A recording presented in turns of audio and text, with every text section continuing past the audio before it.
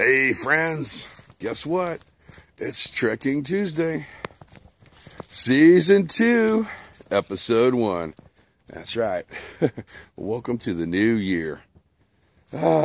This will be the only Trekking Tuesday series I release on YouTube. After that, you can find them on my Facebook page. I bet you're wondering, what the heck is the Trekking Tuesday series for somebody that's never seen it before? Well, originally, for about 3 years now, I've always done a behind-the-scenes video for the videos I'm doing on YouTube. It shows how far I hiked in, the weather conditions, the cameras I brought out, what obstacles I had to overcome, and some of the weird things I find on my hikes. So I do these on Tuesdays, and I kept uploading the pictures and the video clips on Facebook. And one of my Facebook friends goes, "Well, it must be Trekking Tuesday again." I said, "You know what? I like that. It stuck. I renamed the series, instead of behind the scenes of what video I was shooting, to Trekking Tuesday." And I've expanded it quite a bit. Last year in episode 30, I hiked into the winter camp. It was a long hike, and I went the long way. It took 5 hours to get there. Feel free to check it out if you get a chance. It was a very interesting day. Also, another thing you'll find out on these series is the projects I'm working on for YouTube. You know, when I'm solving the problem or where I'm camping at. Speaking of that, we are at my, I guess it's my winter camp now. I've moved in from the river. We're roughly a little over a quarter mile from the trailhead, 300 yards from the river, and I found this great little spot here. Actually turned into a little bit of a mud pit. For the last 3 weeks, we've had temperatures in the negatives. And then 2 days ago, we had rain, and it warmed up. And it would appear that my winter camping area is a mud pit.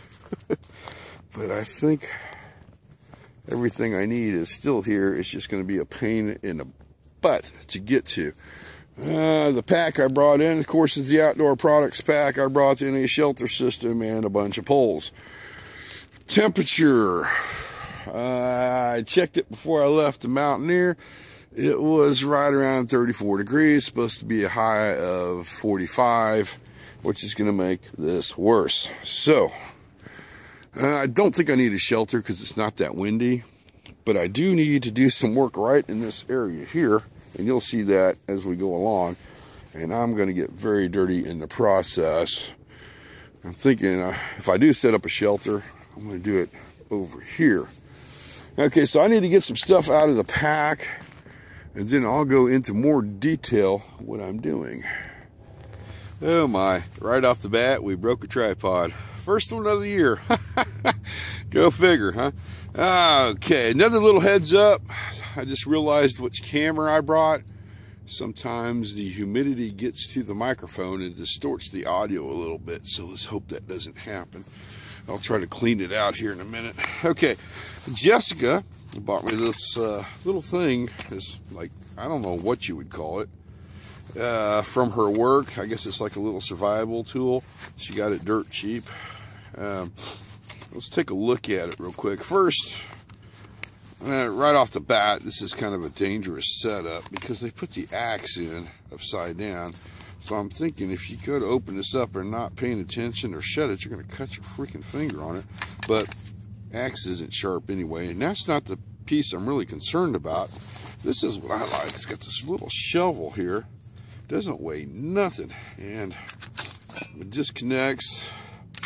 And he put this little saw in here. I think that's pretty freaking cool too. So this is what we're going to be trying out today. Maybe we'll give the axe a try. I don't know. Yeah, it could be dangerous. Another thing on the sheath, because it is, I think they just threw this together. Poor designing, I guess. The belt loops are already ripped out on it.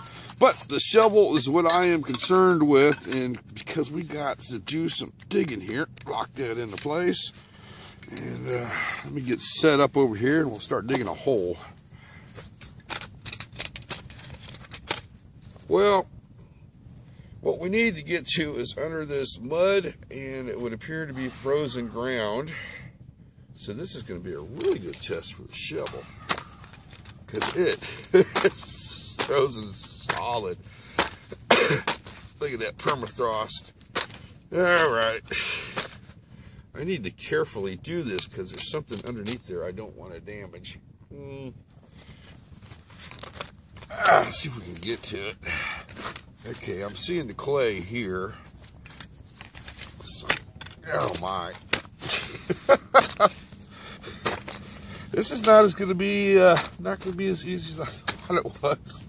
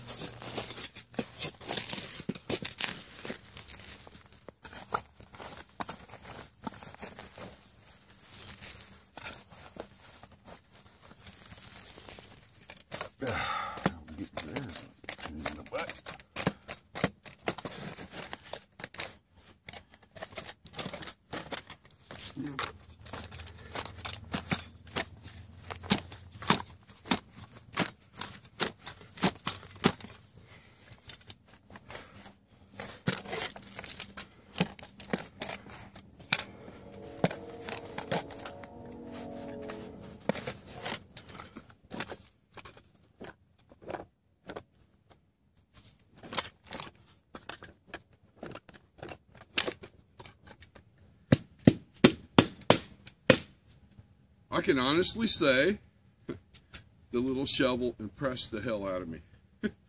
I went through the permafrost, down into the hybrid Dakota fire pit, and was able to break free without harming the fire-hardened walls of the Dakota fire pit.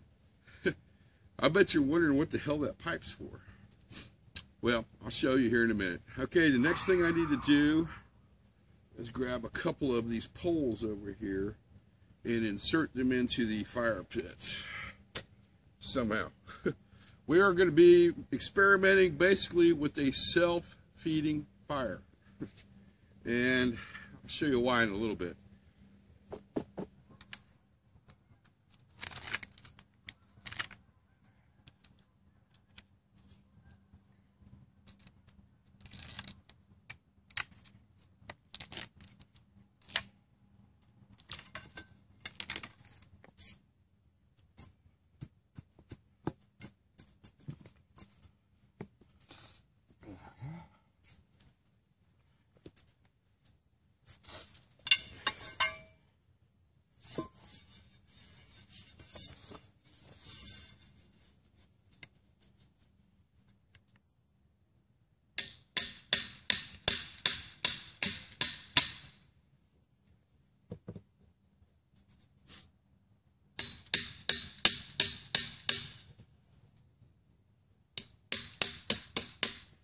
I figure let's give the axe attachment a try, since the shovel worked out so good.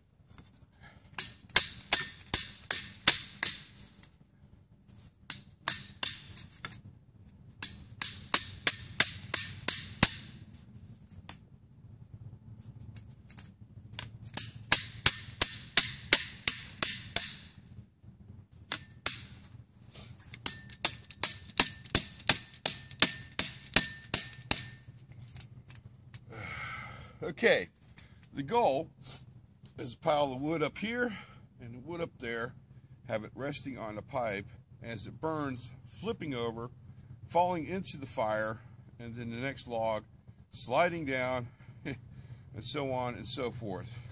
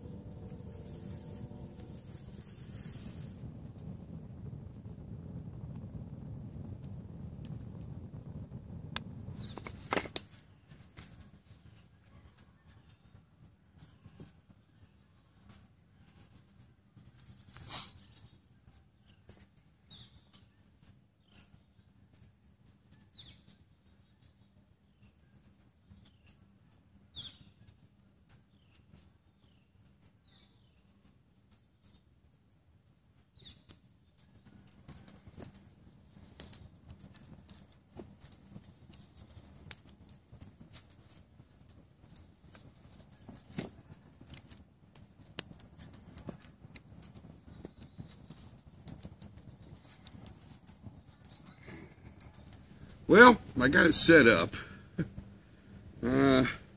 This side, doing great.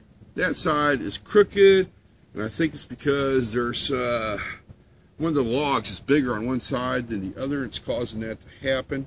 I need to straighten that up.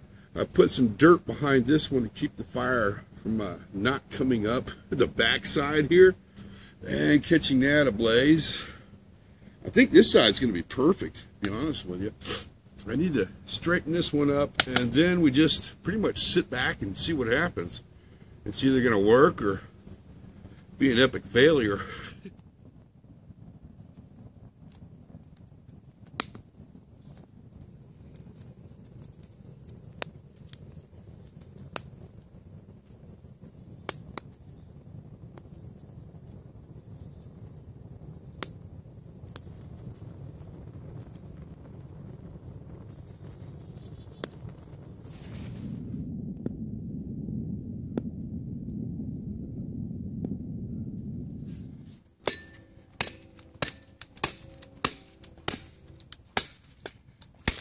Huh.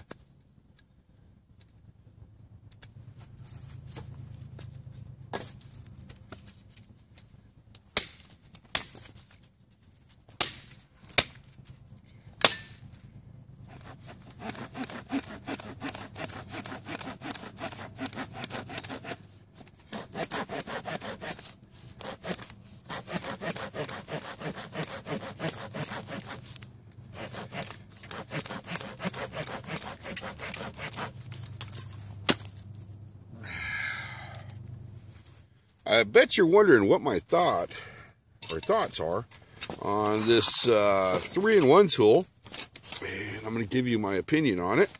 First, the saw, very freaking disappointing.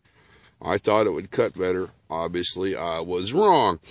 Very loose in the handle, but it will come in handy for doing fine cut or small wood. Let's put this back in there. The axe. I was impressed. I mean, I thoroughly was impressed with the little axe. Honestly, I didn't think it was going to cut wood, but it did. A couple problems I do see with the axe. Let's get that set screw out of the way. There we go. Tighten that up. You got to tighten that set screw. Made a great freaking hammer. Got to have this set screw tight or the head moves around. The thing that concerned me the most is the handle. It moves quite a bit, the grip on the handle. That could be a problem, but I was impressed with the axe, and I thought I wasn't going to be. Still, I am not going to sharpen it. Let's pull this apart real quick. There we go. The shovel. Where did I put the little guy? Here it is. The shovel, it was awesome. I mean, it dug through permafrost, or the permafrost. Okay, I can't say permafrost. Permafrost? The cold stuff in the ground. And worked. Did not bend or nothing. It came in great. And the cool thing was I could take the shovel off. And I just use it as a scoop. So I'm very happy with this gift that Jessica got me. It's going to work out great, especially the shovel. I probably won't carry the axe with it or the saw just to cut the weight down. But, you know, if you see one of these little kits, it might not be a bad idea if you can find it really cheap and just buy it and see what you think of it. She got hers at, I think it was Kohl's on sale. It was a Christmas stocking stuffer. But there you go. Here's been my opinion on that little 3-in-1 tool.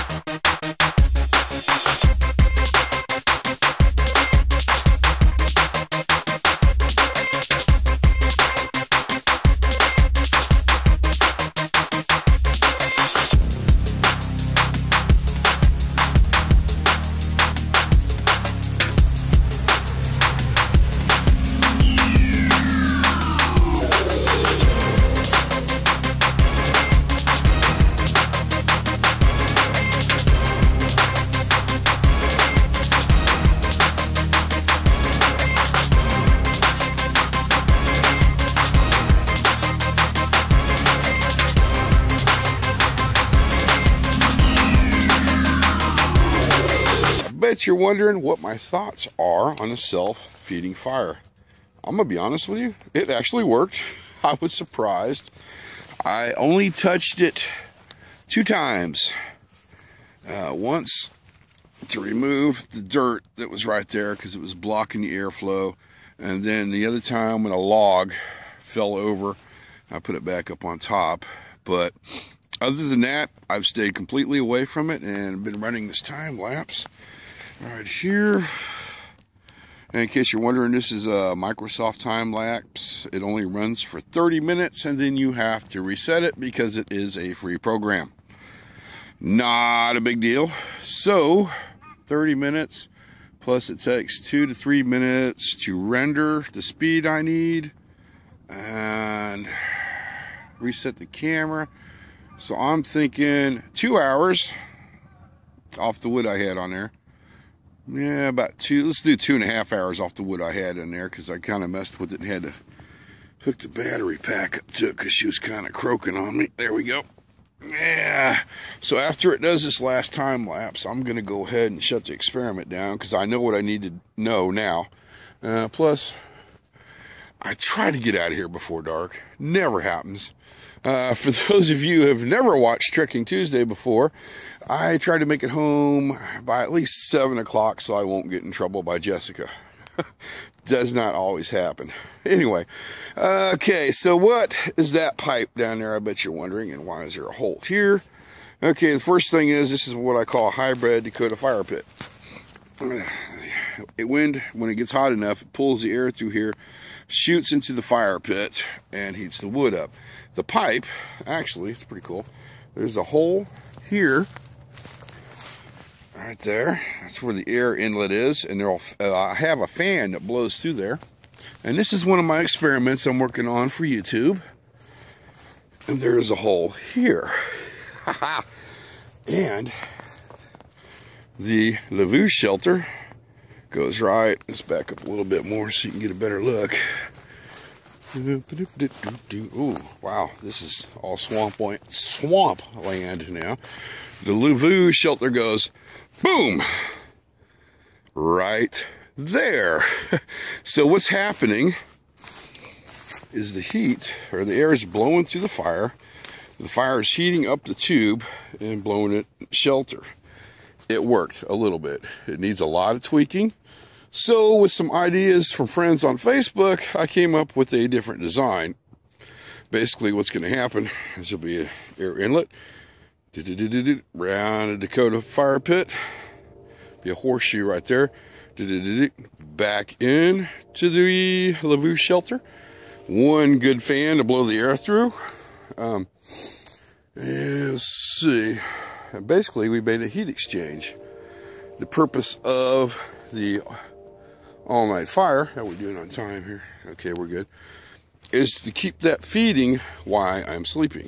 So what I've learned is this is going to have to be moved in front of the pipe to drop the logs down in there to keep the heat underneath the pipe. The way it is now, the heat is on top of the pipe, defeats the purpose. But am I satisfied this will burn all night long? Yes, I am, without a doubt. All right, so we're going to let this cycle, and then I'm going to pull those out. I think I'm going to leave them here because honestly, it's in the middle of winter. I do not have to worry about anybody finding this location. And I think I'll just stash them over there.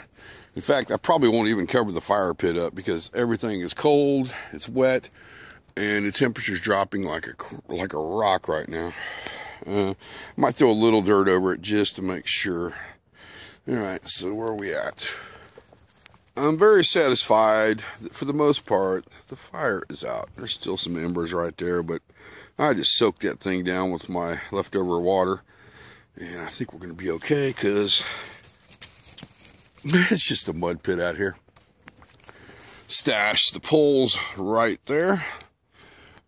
Okay, now we need to gather our belongings up without slipping and falling in this nasty stuff. Whoa. And start heading for the trailhead. Hopefully, I can make it to the river. Come here, little guy. Before it gets too dark. Yeah, I don't know. I'm going to put a little piece of dirt over that just for the heck of it. There. I know nothing's going to catch on fire, but, you know, better be safe than sorry. Okay. Big question is, how do we get out of here? Okay. I think we'll just go in this general direction. Eventually, we'll hit the river. Let's see. Yep, sight's good. Didn't leave anything behind. Yeah. Just kind of motor along until we hit the trail again. It's official. We found the trail. I do believe I came out down a little bit further than I normally would. Not a big deal.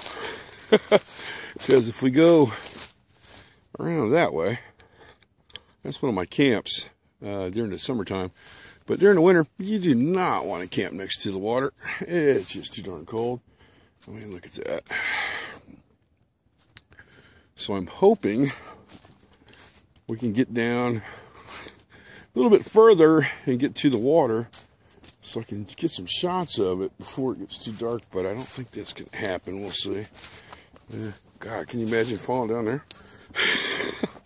Wow. Officially back at the Mountaineer. I got my pack stowed away. Got the poles put up.